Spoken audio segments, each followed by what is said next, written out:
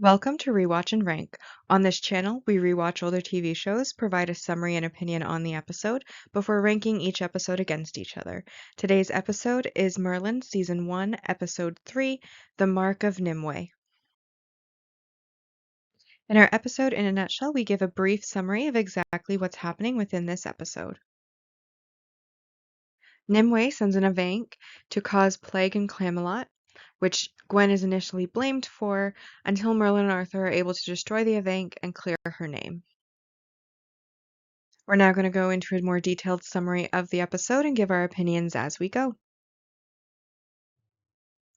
In a dark stoned cave with water dripping from the ceiling, Nimue sculpts a creature. She then puts that creature into an egg and closes that container that is covered in random runic carvings. She then chants a spell over the egg before dropping it into her basin. It then follows and flows through underground waterways until it pops up in Camelot's water basin and it hatches. We then see the villagers coming to the well, collecting water, and then drinking the water from it, all while Nimue spies on them through her water basin scrying pool.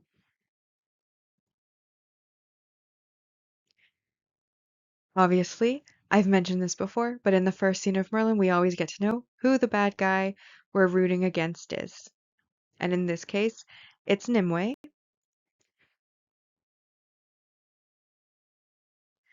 We now find ourselves on a street in the lower town. Gaius and Merlin are examining a corpse on the ground. Merlin then asks Gaius if he's not scared of catching whatever it is that killed the corpse. However, Gaius says that that's all part of his job and that usually there's nothing to worry about. He then flips the corpse over and they see that it's gone extremely pale. It's got a blue tinge to it and its eyes are completely whited out. Merlin makes a point of telling Gaius that he was saying, while Gaius says that people shouldn't see it or they're going to panic. And then, coincidentally, they happen to see some people coming down the street. So Merlin quickly grabs a conveniently placed blanket that doesn't belong to him, that someone just happened to have outside of their house, and uses it to cover the corpse, watching the people walk by them, not acting suspiciously at all. Obviously, the appearance of the corpse is kind of creepy, with its blue tinged skin, its whited out eyes. And I've never really thought about it before, but physicians would be taking on a lot of risk, especially in that time period. Nowadays you have masks, gloves, all the protections that doctors use when they are treating patients, especially potentially contagious patients. You have quarantines, you have all of that. Whereas back then, they literally would have been completely exposed to whatever it is. So if it happened to be airborne, he's already got it. If it happened to be through like a wound, he potentially could get it. He's not wearing gloves. Of course, in this case, it's spread through water, so Gaius doesn't actually have to worry.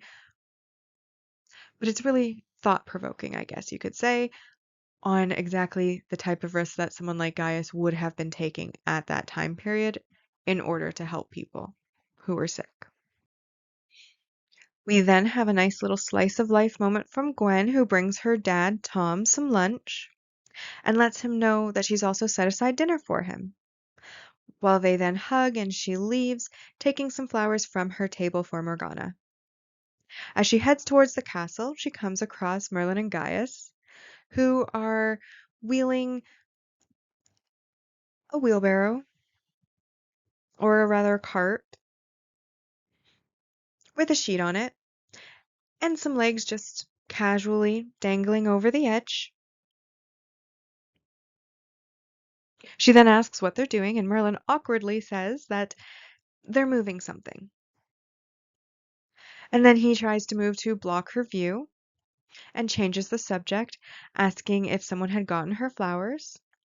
She denies it, but decides to give him a purple one, saying that it suits him. He thanks her for the flower and sticks it into his scarf before saying goodbye to Gwen, who continues on into the castle. Gwen arrives in Morgana's chambers, and Morgana comments that she's looking very happy.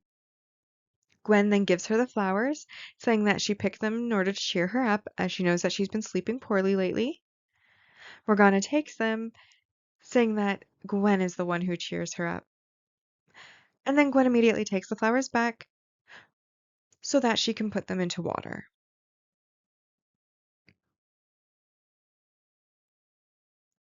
Obviously, this is a Gwen-heavy scene, a little morning life, typical scene, a way to introduce us to her father, Tom, as a character. Of course, what stuck out to me personally in the scene was Merlin and Gaius wheeling what is clearly bodies because they left the feet sticking out, and then Merlin trying to cover the fact that they're wheeling in a body. Like, anyone with eyes can see that you got a couple of feet sticking out there. I'm pretty sure it's obvious that you're wheeling a body. Although Gwen doesn't seem to pick up on it, so there you have it.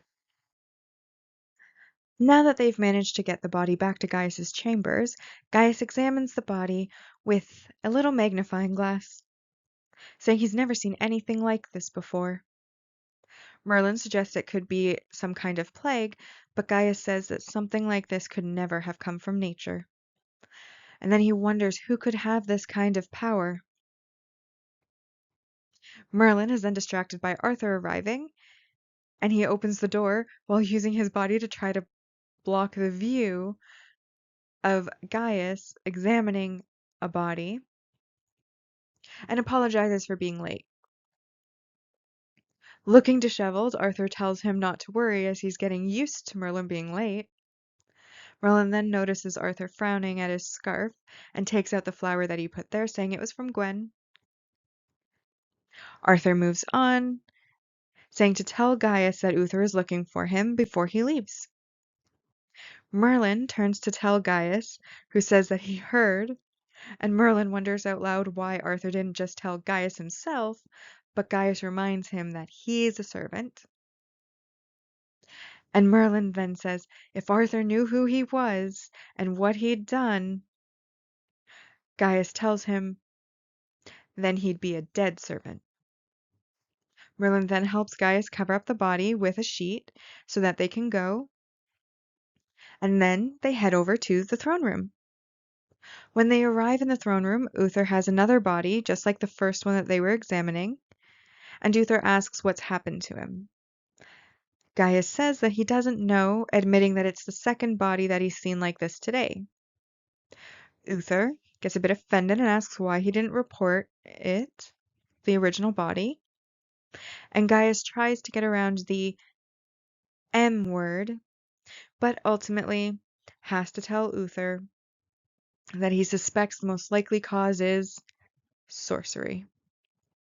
Uther pulls Arthur, who is beside him, further aside, telling him to find out who did this, to go door to door, increase their presence, double the guards, and to loan Gaius Merlin.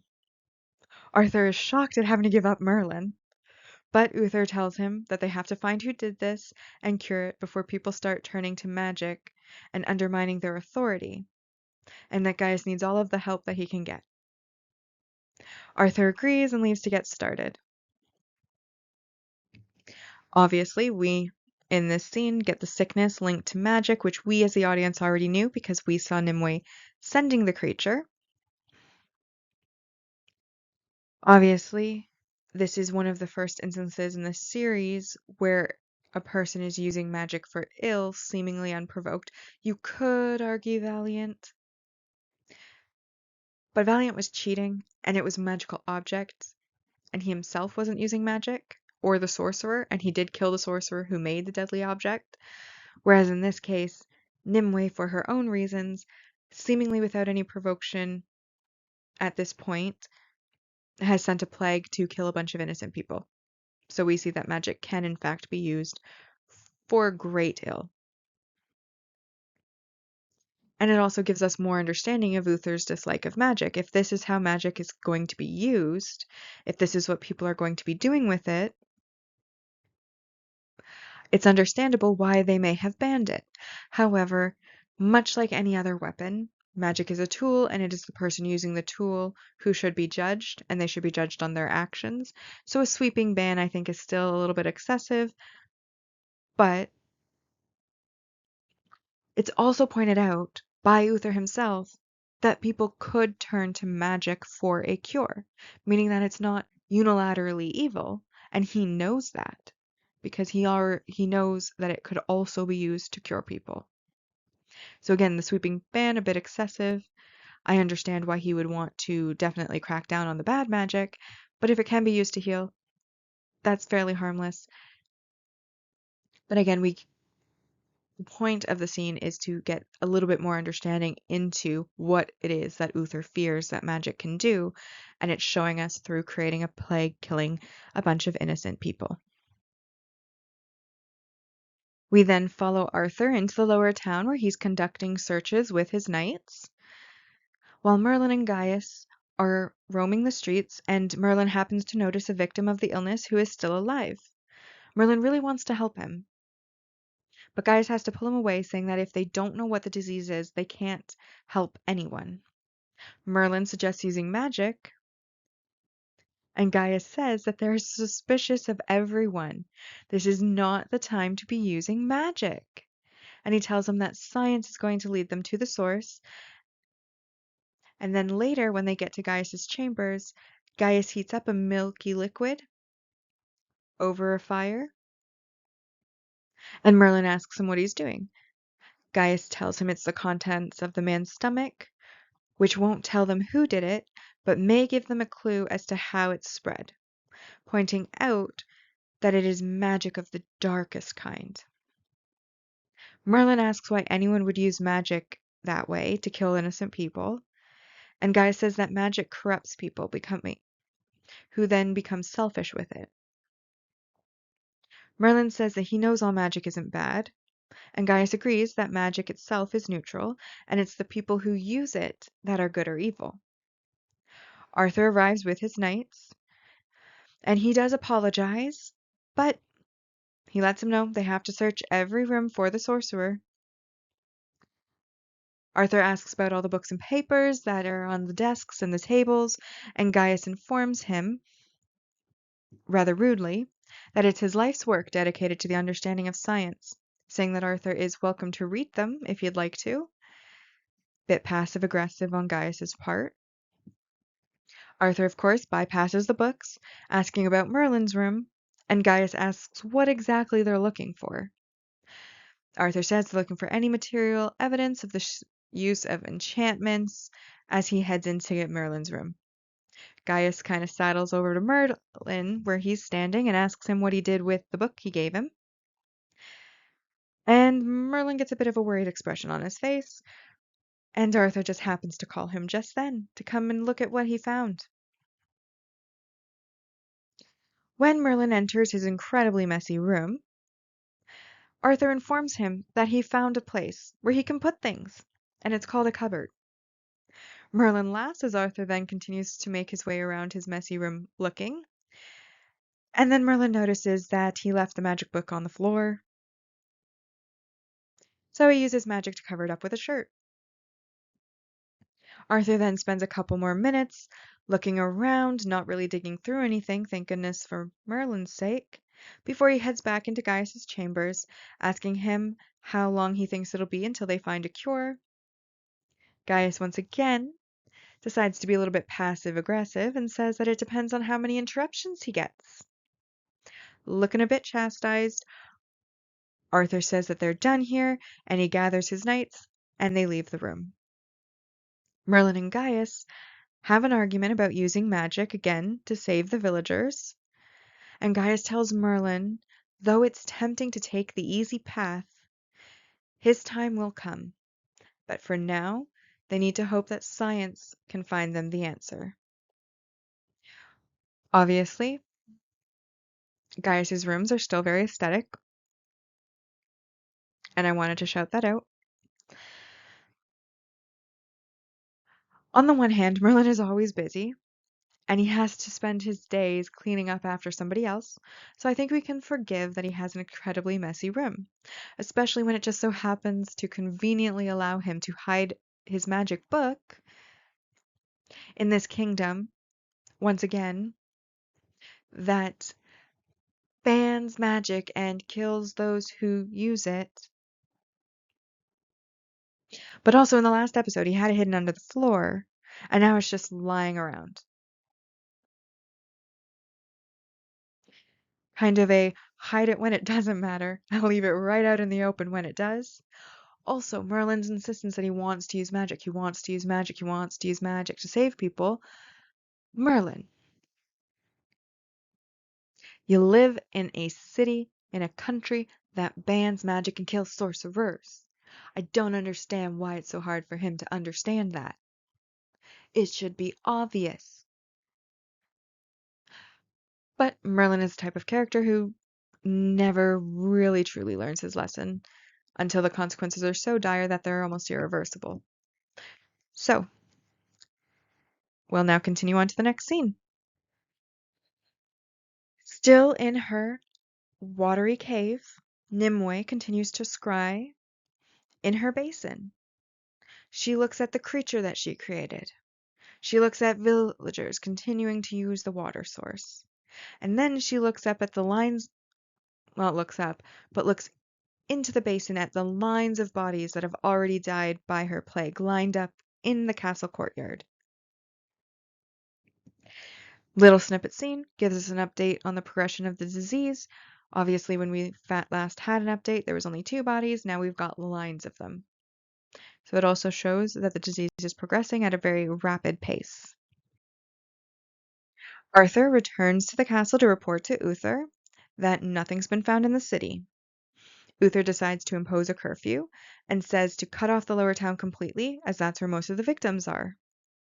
Arthur asks about the people who live in the lower town, but Uther says that he has considered it, but they have to contain this disease before it spreads further.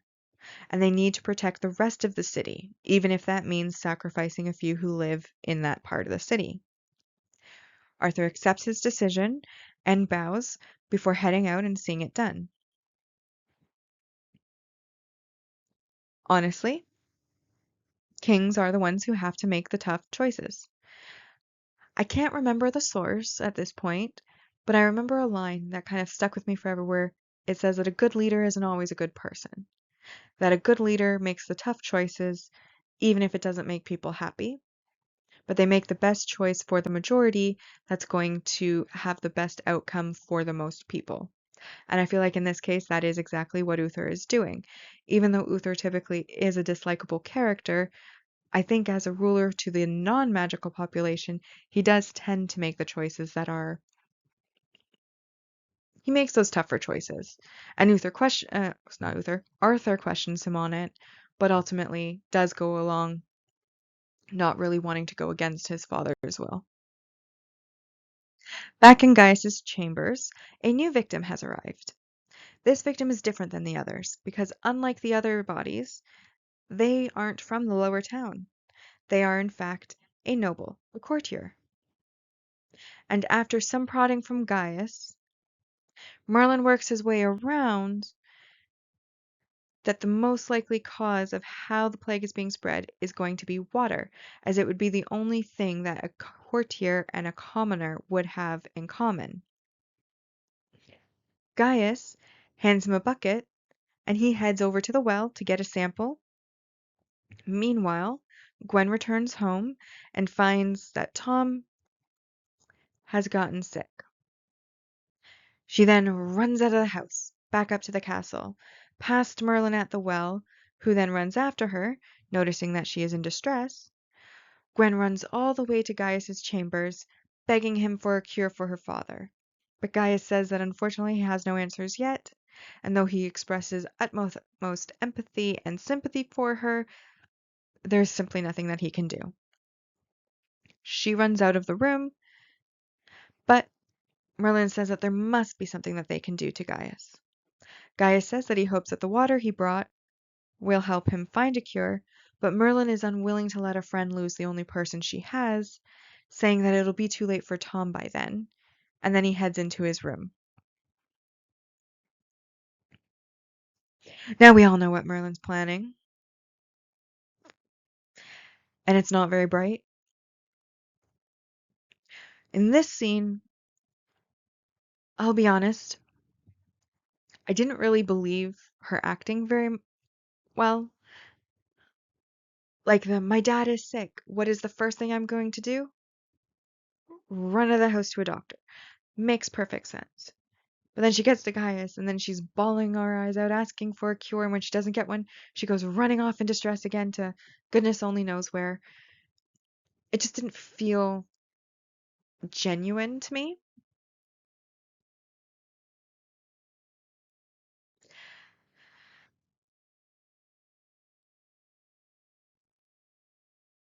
And honestly, Merlin this entire episode has been building up to making a reckless choice. We see that he's not really fully grasping how major of a consequence he could suffer for using magic. And then we see his emotions win him over. We then see him leaving the room towards where he happens to have a magical book. And even Gaius really should be at this point stopping him because, like I just said, we see Merlin getting emotional. We then see him heading towards where he happens. But Gaius doesn't stop him. Merlin's reckless. And we're about to see what happens next. Presumably that night, Merlin sits awake before making sure that Gaius is asleep and searching through his magic book for a spell. He memorizes the spell before he sneaks out of the room. He dodges guards as he makes his way down to the lower town. He even uses magic to distract one of the guards and uses his magic to make a door hit him in the face. He then makes his way over to Gwen's house and sees Gwen sleeping next to her father.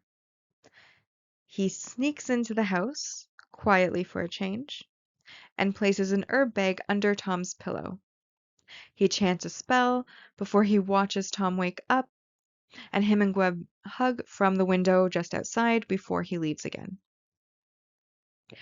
Obviously, Merlin has just done a good bad thing. We now return to Nimwe's cave, where she is continuing to scry all of the bodies that are piling up in the courtyard. Gaius reports the source of the illness is in fact the water, but that the city can't survive without water. Uther, who is there to hear his report, orders Arthur to expand the search for the sorcerer to the surrounding villages, which Arthur again protests against, saying that he can't search the entire kingdom, but he is overruled. A couple of short snippets, calm before the storm. The storm is brewing, and we are about to see the consequences soon. The next morning, Merlin casually checks in on Gwen about her father, and she confirms that her father in fact is doing really well. We then see Tom in the lower village working at his forge, while a large crowd of people have gathered to watch. Arthur arrives and says that the story was that he was sick. Tom tells him, well, he's not anymore, and Arthur suggests perhaps he had a different ailment, but Tom says he doesn't think so. He describes feeling like death. And then when he's asked if anyone else happened to be there, he tells Arthur that only Gwen was with him. Arthur and his knights then go and search Tom's house, and when he searches Tom's house, they find a little spell packet conveniently glowing bright gold. Arthur and the knights then go in to Morgana's rooms, find Gwen, and they arrest her for using magic. Morgana arrives and is completely confused while Gwen pleads her innocence, asking for help. Morgana talks to Arthur, but he says that they found the evidence in her house and that his hands are tied in this case. Gwen is then being dragged from the room through the corridors, and Merlin happens to see her. He goes to follow, but Gaius drags him away to his chambers. Gaius rightfully scolds him, laying out that actions have consequences. So even he should be able to understand them. It was suspicious that only one man was cured. Gwen is now being held responsible. These are very reasonable consequences to his actions. Merlin, he feels so guilty. He couldn't have seen this coming, and he wants to fix it. But Gaius asks him how exactly he plans to fix it, but Merlin's already gone. Arthur brings Gwen into the throne room, and he is praised by Uther, while Gwen continues to plead her innocence. Morgana arrives, telling Gwen that she believes her suggesting Tom recovered naturally, but Uther reveals that a poultice was found. Gwen is completely confused, but Uther tells her that it was found in her house, demanding she end the enchantment. But she says that she can't, and he says he'll show no mercy. And so he sentences her to death despite her continuing protests that she isn't a witch, she knows nothing about it, and she certainly didn't send the plague. He says that he only hopes that when she dies, the plague will die with her, and the guards then drag her from the room. Merlin, who is lurking outside and listening in, leaves quickly. Morgana pleads with Uther to see reason, vouching for Gwen. There's no way Gwen could be a sorceress. And even Arthur defends that when Uther hears magic, he no longer sees reason, arguing that even if Gwen cured her father, that is an act of love, not evil like creating the plague, saying he doesn't believe that she's the one who sent the plague, even if he was going to believe that she had used magic to cure her father. But Uther, once again, is blind, doesn't listen to either of their arguments, and is too radical in his belief that all magic is evil to listen to any counter opinion. Obviously, this is a scene that highlights Merlin's stupidity. Merlin was stupid for using magic, stupid for leaving evidence, and stupid for not thinking what it would mean. Like what the consequences would be. This is the first time in the series, and one of the few times in the series, where I genuinely don't feel like I like Merlin as a character right now. And why is that? Like I said earlier, it's suspicious he only cured one person. He then decided to leave evidence behind. There was only one other person that they knew was there, which was Gwen. Like when Tom said, "Oh, only my daughter Gwen was there," he never probably expected that she was going to end up arrested and accused of being a sorcerer, because neither one of them were considering that magic was a possibility. And it's entirely Merlin's fault, because Merlin couldn't use his brain, couldn't use logic, couldn't realize that, hey, you're in a country that bans magic, and I'm going to go and use magic, and not only use it, but then leave the evidence behind. Like he cured Tom, great. Did it never occur to him to grab the poultice and take it with him?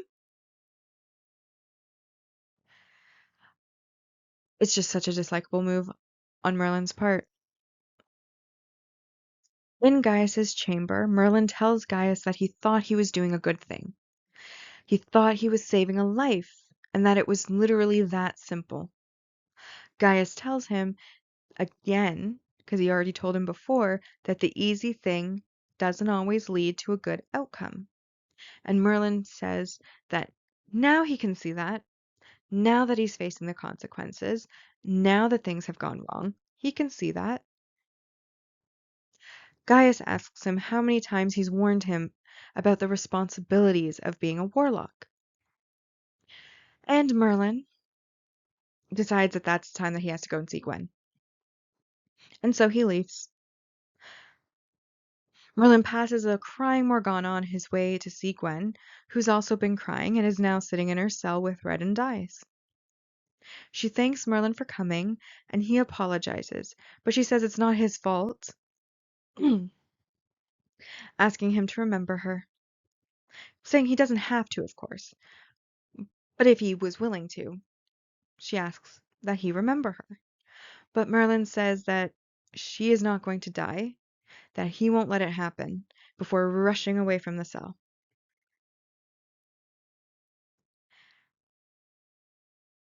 So, a few sad but comedic moments, kind of a dark comedy moment. The whole Gaius warned him. Now Gaius is reiterating his warning, and Merlin's like, I can see that now.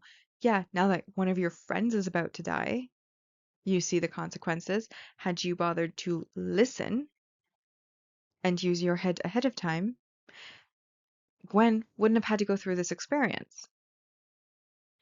Also, when Gwen unknowingly says, oh, it's not your fault, it is literally, entirely Merlin's fault that she is in that cell right now. We now join Uther in his council chambers, where he's gathered his council to ask how he's going to be able to protect his people if killing Gwen doesn't stop the disease. Arthur mentions that they've shut down the water pumps, but Gaius points out that the emergency supply isn't made to last very long.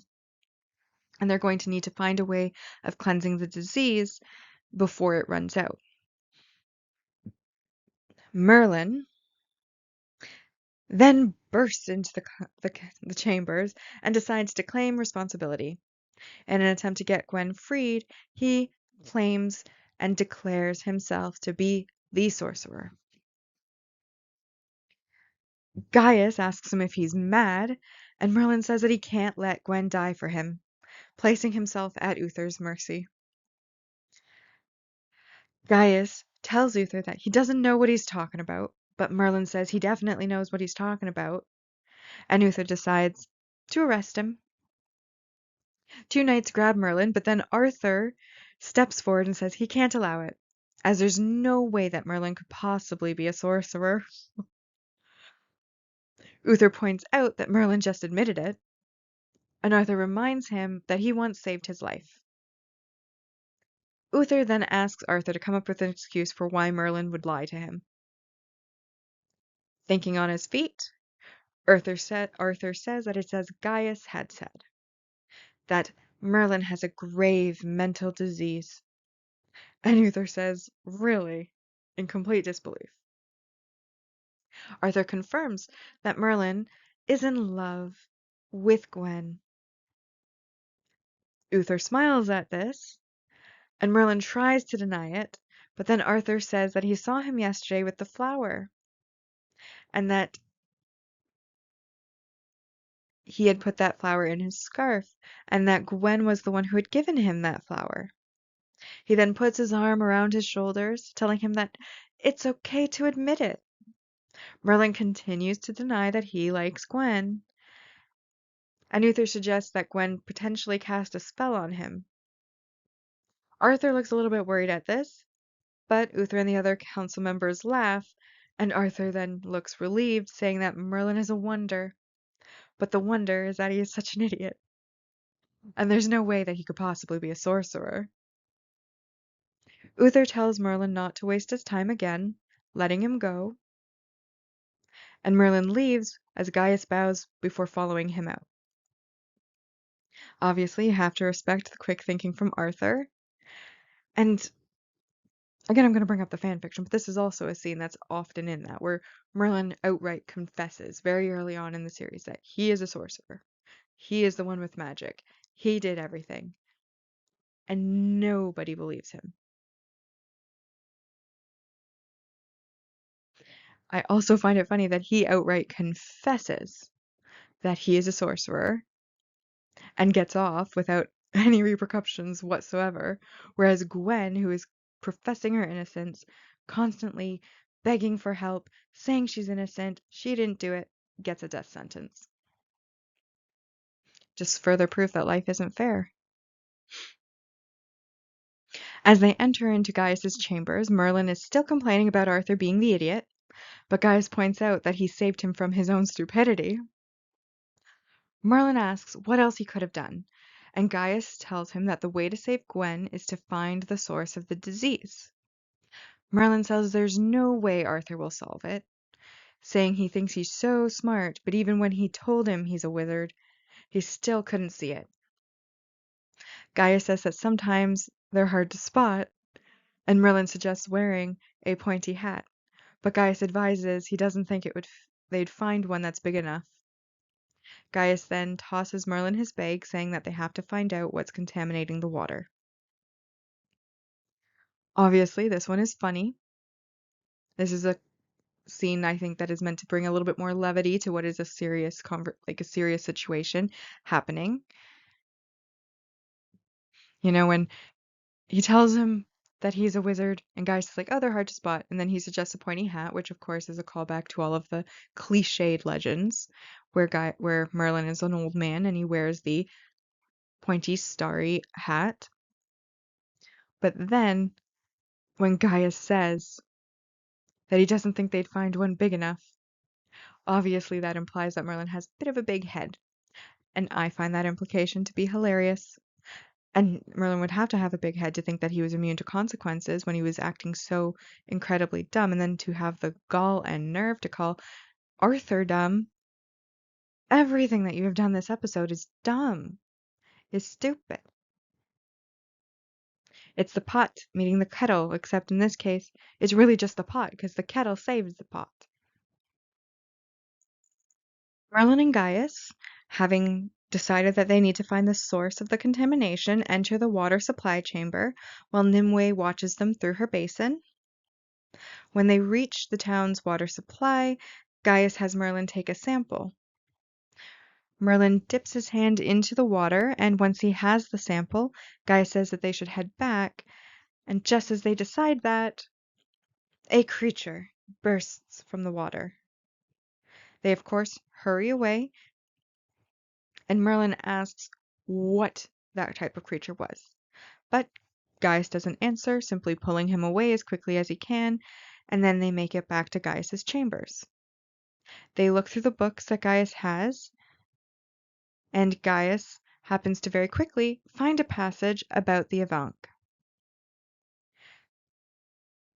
The Avanc is described as a beast born of clay, conjured by only the most powerful of sorcerers, and says now they just need to find a way to defeat it. Merlin complains that that will take days while looking at all of the books around, and that Gwen will be dead by then. Gaius asks if he has any better ideas, and Merlin leaves because he does have a better idea than that. As he's walking through the courtyard, he passes a pyre that's being built for Gwen and makes his way to the dungeons. He stops by Gwen's cell to promise that he will get her out, but she's lying with her back to him and doesn't respond, and then he continues on to Kilgara's cave. Merlin asks Kilgara for help and is told to trust the elements at his command. But he is warned that he cannot defeat it alone, as he is but one side of a coin, with Arthur being the other. Merlin doesn't understand, but Kilgara says that he's helped him, and then he flies away. Honestly, this episode really doesn't do much justice to Merlin at all. He is looking really bad this episode. And I mean, in this case, it was a little more it was a little more like a riddle, unlike the last episode where Merlin accused him of speaking riddles when he was speaking like plain as day as to exactly what Merlin wanted to know. In this case, he was slightly into riddles, but even then, he also was fairly clear. Like it may have been a riddle, but it was an easy one to solve. Unfortunately, it goes right over Merlin's head. Arthur comes in so that he can report to Uther that there's been no further information found, and Uther decides that he can no longer delay. They need to move up the execution, and it needs to happen that night. Meanwhile, in Gaius's chambers, Gaius walks in on Merlin searching through his books. Gaius asks him what he's looking for, and Merlin asks him about the elements, because he doesn't know what they are. Gaius then informs him that the elements are the basis for magic and science, and that they are earth, water, fire, and wind. And as the Avank is made from earth and water, wind and fire may be what can destroy it. But then he asks how Merlin knew to look for the elements. And Merlin lies that his powers told him to. And Gaius asks what else they might have told him. And he says that he's only one side of a coin, claiming the brighter side, with Arthur being the other. Morgana bursts into the room, saying that she wants to help prove Gwen's innocence now that the execution has been moved up, and Merlin tells her about the Avank. She suggests telling Uther, but Merlin points out that he'll just blame Gwen for conjuring it, and that they need to defeat it to prove Gwen's innocence. Morgana catches on that they're going to need Arthur, as once the Avank is gone, Uther will then be able to see reason, but Arthur is a daddy's boy, and she worries that he may not want to go against Uther. But she does tell them to leave Arthur to her before she leaves, and she goes to find Arthur, playing to his ego in order to get him to agree to help. Obviously, these are some snippets that are setting us up for the win. And thank goodness Gaius is there so that he can tell Merlin what the elements are. But I also find it incredibly ridiculous that Merlin is such a bad liar. I don't understand how he goes 5 seasons without getting caught by Arthur. But then Arthur also has his moments of not brightness.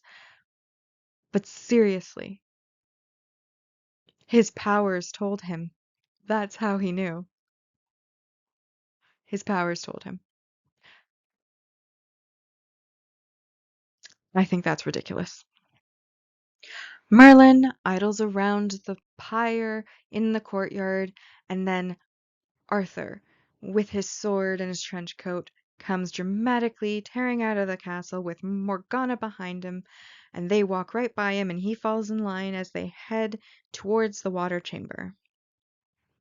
When they enter, they hear a growl, and Arthur tries to get Morgana to turn back, but she refuses, and they continue on through the tunnels. When Gaius and Merlin went through, it looked like it was a pretty short trip, but now we see that they went through a maze to get to that water basin. Once they finally reach the water chamber, they move to split up when Arthur is attacked. And the others quickly return, and then Morgana screams when she sees the Avank. And they swing the torches around, trying to catch it, but it's very fast, and they're very difficult to see in the dark. Eventually, Arthur manages to corner it, but he can't get a strike in. He's just swinging his sword at it, not hitting anything. So, Merlin yells at Arthur that he needs to use the torch.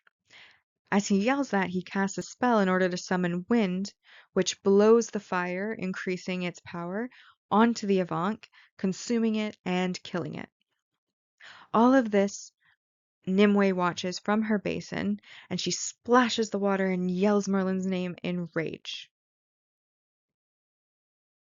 Obviously, in this case, the Avank is defeated, which is great, but the scene is so dark. The scene is so dark it's hard to see anything. As an audience member, it is hard to see anything. We see the torches, we can see the main characters, but we don't really even get to see the creature much at all because it's hiding in the shadows and it is such a dark scene that you can't really make out anything.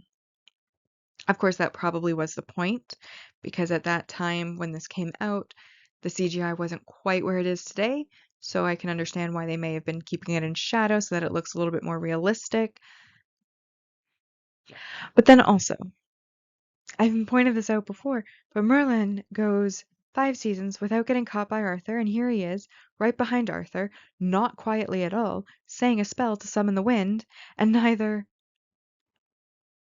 Morgana or Arthur, who are both nearby, and again, he wasn't quiet, he didn't whisper the spell, he said it out loud. Neither one of them noticed that he was chanting, noticed that this torch suddenly got way bigger with a gust of wind just after he finished chanting. The only one who noticed was Nimue, and she's over in a cave scrying it. So, bit unrealistic if you ask me.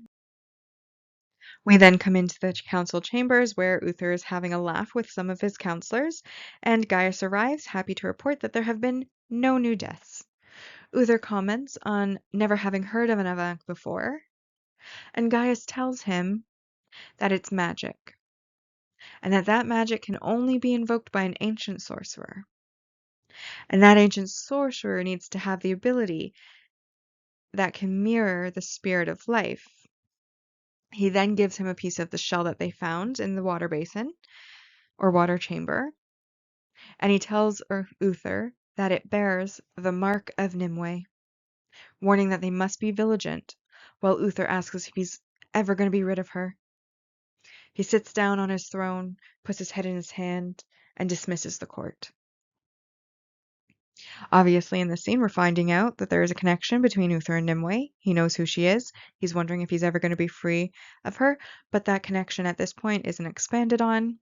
And of course, we see that everybody is happy that there's no new deaths, that the Avank is defeated, that things are going back to normal. In the dungeons, Tom, Morgana, and Merlin all arrive at Gwen's cell, and the guards open it. Tom and Gwen rush towards each other and they hug.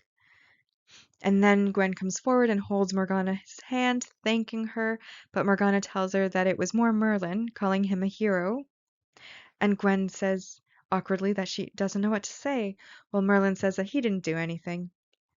Tom says that he's grateful to everyone before bringing Gwen away. Morgana then turns to Merlin, saying that she wants him to know that his secret's safe with her. And he's confused, but she then clarifies that she saw it with her own eyes, and she understands why he doesn't want anyone to know. And then she asks if he minds her talking to him about it sometimes. He gets super happy, smiles, sigh of relief, and tells her that she has no idea how hard it is to keep hidden. And she says that he can continue to deny it, but she thinks Gwen is a lucky woman, putting her finger to her lips and saying it's their secret before she leaves. Merlin then realizes that she isn't talking about magic, but that she also thinks that he's in love with Gwen, and his smile just drops off his face. Obviously, we get a nice, happy ending. Although the false hope that somebody knows about his magic and is willing to talk to him about it, kind of like Gaius, but to be more of a confidant than a guide, obviously lights up Merlin's face. And then the disappointment, the crash, the frown. And honestly, at this point, that's nothing less than what Merlin deserves after the behavior that he showed in this episode, making him genuinely dislikable in this episode. I mean, he was able to thankfully fix his mistakes, but the fact is they shouldn't have happened in the first place. But I think that disappointment is exactly what he deserved, and we as the audience deserved it because it was funny. Merlin and Gaius, now in Merlin and Gaius's chambers again, have dinner, and Gaius once again confirms that the plague was the work of a very powerful sorcerer, and he hopes that Merlin didn't come to her attention. Merlin doubts it, as no one seems to appreciate his skills. He just wants someone to see him for who he is. Gaius promises that one day people won't believe what an idiot he once was. And Nimue sees it all through her scrying basin, and then she looks straight into the camera and says, "Merlin, you will pay for this." Obviously, it's a foreshadowing conversation between Gaius and Merlin, and then it's immediately proven true because we already know that Nimue caught Merlin because she was watching when he killed the Avank, and also now he is watching them eat dinner, or she is watching them eat dinner. And then, of course, that is reinforced by her saying that Merlin will pay for it.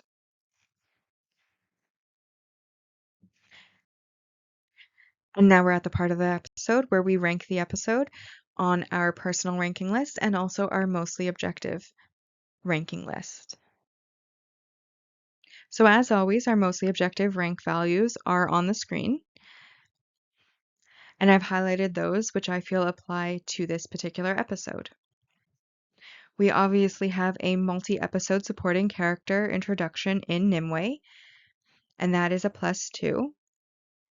We then also have our multi-season supporting character development, which is the revealed connection between Uther and Nimue, and the fact that they have history, which is worth 3 points.